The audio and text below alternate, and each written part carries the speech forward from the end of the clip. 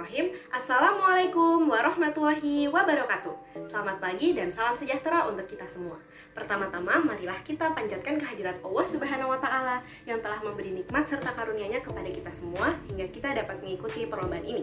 Salawat dan salam selalu tercurahkan kepada Nabi besar kita, Nabi Muhammad SAW, yang telah menuntun kita semua hingga saat ini. Dan yang tak kalah pentingnya, para juri yang saya hormati dan hadirin yang berbahagia, sebelumnya perkenalkan, nama saya Ala Salsabila Tayarasari dari SMA Negeri 1 Bontang, dan saya ingin mengucapkan terima kasih yang sebesar-besarnya karena telah memberi saya kesempatan yang berharga untuk ikut melengkapi kontes ini.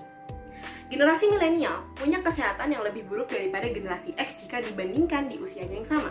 Dari data asuransi kesehatan, anak remaja hingga dewasa punya depresi, anxious, dan loneliness dalam rekor tertinggi dari 2013 hingga sekarang.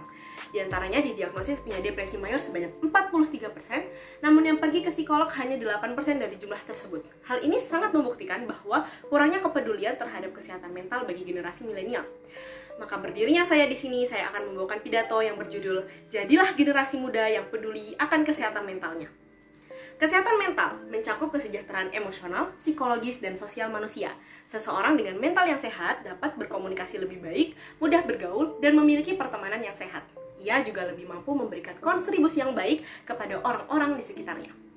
Pribadi dengan kesehatan mental yang prima dapat beraktivitas secara produktif dan menggunakan potensi yang dimilikinya dengan maksimal.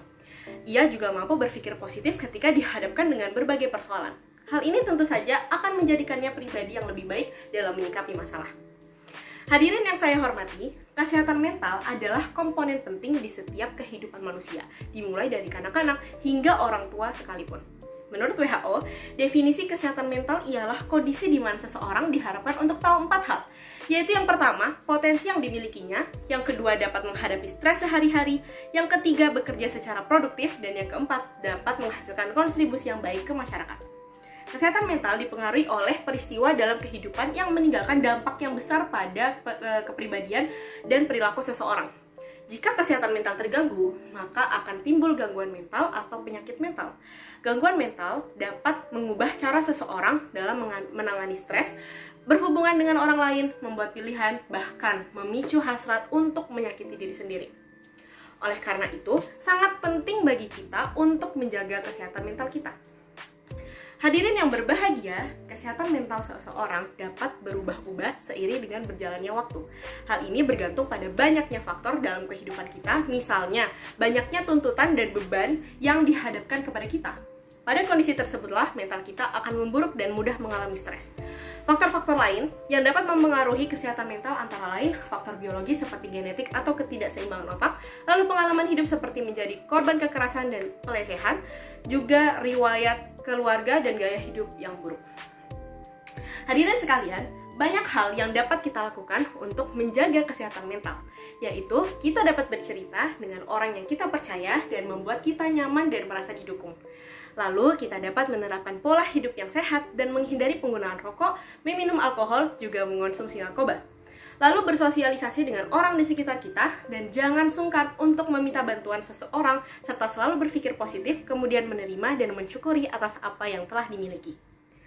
Para hadirin yang berbahagia, gangguan kesehatan mental dapat dialami semua orang, yang artinya gangguan mental bukanlah penyakit genetik yang hanya akan dialami oleh orang-orang tertentu. Gejala dan tanda gangguan mental tergantung pada jenis gangguan jiwa yang dialami. Penderita bisa mengalami gangguan pada emosi, pola pikir, dan perilaku. Beberapa contoh gejala pada gangguan mental yaitu waham atau delusi, halusinasi, suasana hati yang berubah-ubah dalam periode tertentu, perasaan sedih yang berlangsung hingga berminggu-minggu bahkan berbulan-bulan, perasaan cemas atau takut yang berlebihan, kecanduan nikotin atau alkohol, dan marah berlebihan hingga perilaku yang tidak wajar. Jika mengalami gejala tersebut, maka segeralah berkonsultasi dengan psikiater, terutama jika beberapa gejala tersebut muncul secara bersamaan dan mengganggu aktivitas sehari-hari. Bila orang di sekitar Anda menunjukkan gejala gangguan mental, ajak ia berbagi dan bicara baik-baik mengenai gejala yang dialaminya. Jika memungkinkan, bawa ia pergi menemui psikiater. Hadirin sekalian, seperti halnya fisik, kesehatan mental juga tidak boleh luput dari perhatian kita. Karena jika kesehatan mental terganggu, maka kondisi fisik dan kualitas hidup pun dapat terganggu. Kesehatan mental bukanlah sesuatu yang harus dihina, dijauhi, dan dipandang negatif. Berhenti menyepelekan kesehatan mental, karena kesehatan mental sama pentingnya dengan kesehatan fisik. Ingat bahwa di dalam tubuh yang sehat terdapat jiwa yang kuat. Tidak perlu malu untuk berkonsultasi tentang kesehatan mental dengan psikolog atau psikiater, namun berbanggalah karena itu artinya Anda sudah berani untuk peduli dengan kesehatan mental Anda. Saya harap pidato saya kali ini dapat menambah kesadaran akan pentingnya kesehatan mental bagi seluruh masyarakat, terutama bagi para generasi muda, karena sejatinya kita para generasi muda adalah generasi yang akan memimpin di masa depan. Para hadirin sekalian, terima kasih atas perhatiannya yang luar biasa. Mohon maaf jika ada kesalahan kata yang saya ucapkan. Saya pamit undur diri. Wassalamualaikum warahmatullahi wabarakatuh.